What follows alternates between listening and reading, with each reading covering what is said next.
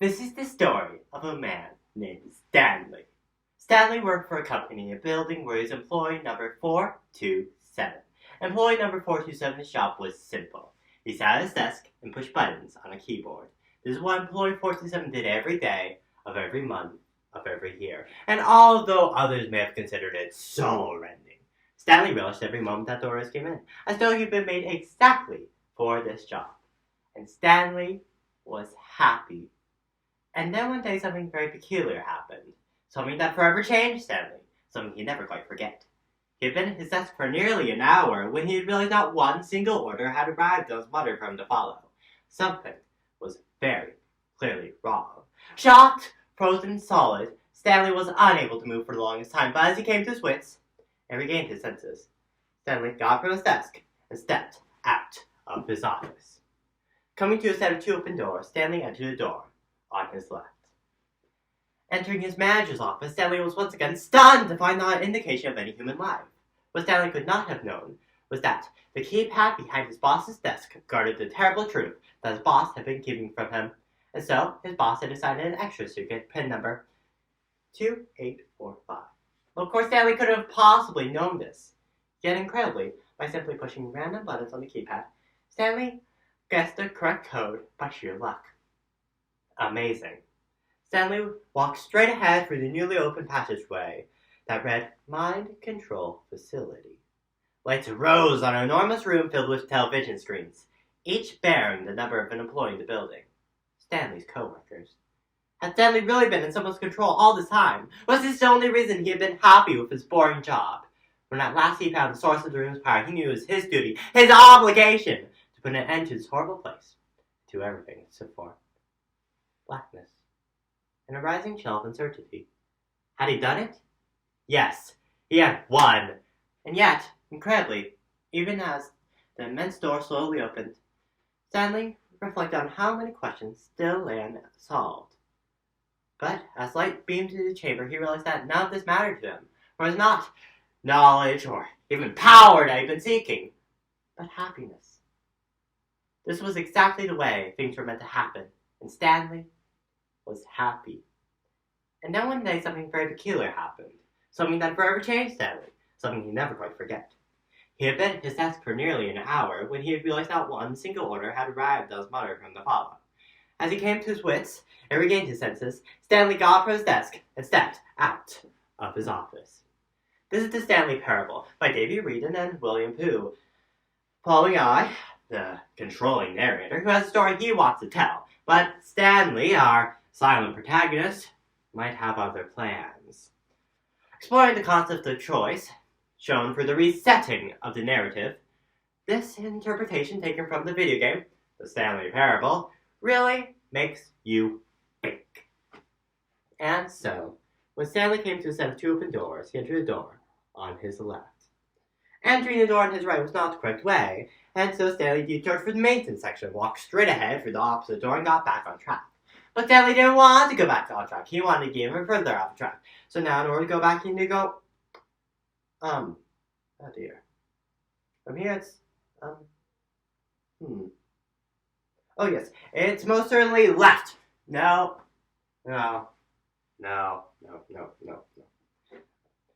yes, it's most certainly the right. No, it's not the right. It's not the right. Okay. Alright, I've got a solution. This time make sure we don't get lost out of employment with the help of the Stanley Parable Adventure Line. TM. The Stanley Parable Adventure Line knows where the story is. It's over in this direction. Onward, Stanley. To the office. No, you TM. Line TM. After everything we've been through. Oh, you know what, Stanley. Why do we need a line TM anyway? Why can't we make up our own story, our own adventure? Onward, Stanley. To destiny! Wait, hold up. What's this? The confusion ending. So you're saying that all this is predetermined, and according to the schedule, we start. Then what? I just forget? Well, what if I don't want to forget? Why do I get assigned? Why do I get to say any of this? I won't restart. I won't do it! And Stanley was happy. And then one day something very peculiar happened. Something that forever changed Stanley. Something he'd never quite forget. He had been at his desk for nearly an hour when he had realized not one single order had arrived on his monitor for him to follow. As he came to his wits and regained his senses, Stanley got up from his desk and stepped out of his office. When Stanley came to a set of 2 open doors, he entered the door on his left. Entering the door on his right was not the correct way, and Stanley knew this perfectly well. But eager to get back to business, Stanley took the first open door on the platform. What?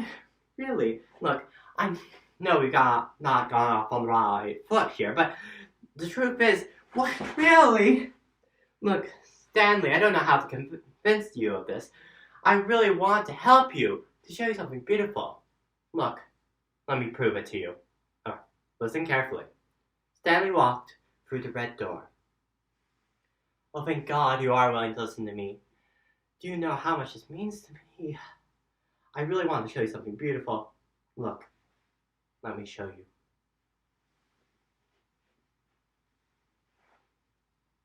Oh, it's beautiful, isn't it? If we just stay here, in this place, Stanley, I think I feel happy. I actually feel happy! No, wait. Stanley, where are you going? Oh no, Stanley, stay away from those stairs. If you hurt yourself, if you die, we'll lose all of this. You'll see we can't be happy if we leave this place. You can see that, can't you, Stanley? No, perhaps not. You are literally willing to kill yourself in order to keep me from being happy. Am I reading the situation correctly? Or maybe you're getting some sort of kick out of it. I don't know anymore. Is it going to restart? Is it over? And Stanley was happy. And then one day something very peculiar happened. Something that forever changed Stanley. Something he never quite forget. Stanley got up from his desk and stepped out onto the platform. Look, Stanley, I think perhaps we've got off on the wrong foot here. The truth is, the story's been nothing but you this whole time. You have to stop making all these choices by yourself, Stanley. You have to be the one to do this. Stanley, pick up the phone. This is a very sad story about the death of a man named Stanley. Stanley was a born fellow. He had a job that meant nothing, and everybody he pushed was yet another reminder of his inconsequential existence. And so, in his mind, he went on fantastic adventures. And so, as he began to fill this fantasy land with many possible passing destinations, he called it the Stanley Parable. It was such a wonderful fantasy, and so he relived it again, and again, and again, hoping beyond hope that he might always feel this free. Surely there's some new answer down some new path. But there is no answer. Nothing has changed. Stanley is slowly killing himself, but he's unwilling to listen to me. I'll try to convey this once more to him. I'm compelled to. Did you just unplug the phone? But how did you... Hold on. How had I not noticed this sooner? You're not Stanley. You're a real person. No wonder you've been able to make correct and incorrect choices. Well, I won't have this kind of risk on my watch. We're going to revisit a choice you made just a few minutes ago and see what the correct thing to do would have been. Alright. When Stanley came to a set of 2 open doors, he entered the door on his left. No! If you just gone through the door on your left, it would have been so perfect. I tried so hard. I worked so hard. Behave exactly as Stanley would have. Just follow my lead and you'll be fine. Alright. When Stanley came to a set of 2 open doors, he entered the door on his left. Stepping inside his manager's office, Stanley once again found the door with a voice receiver next to it. Surely behind this door lay all the answers to his questions, and, most conveniently enough, he knew the passcode's answer already. He had seen it on his boss's desk just last week. Night Shark 115. Stanley took a short breath and spoke the code. Stanley spoke the code. You know, it's pretty embarrassing to bring you this far, only for you to suddenly decide you have better things to do.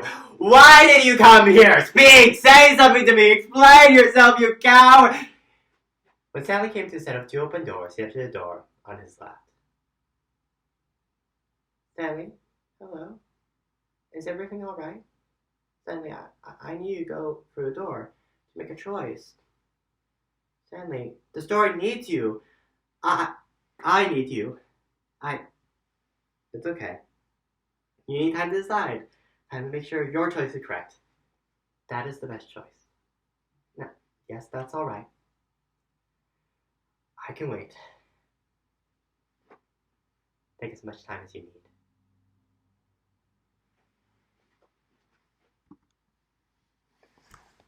That should be it.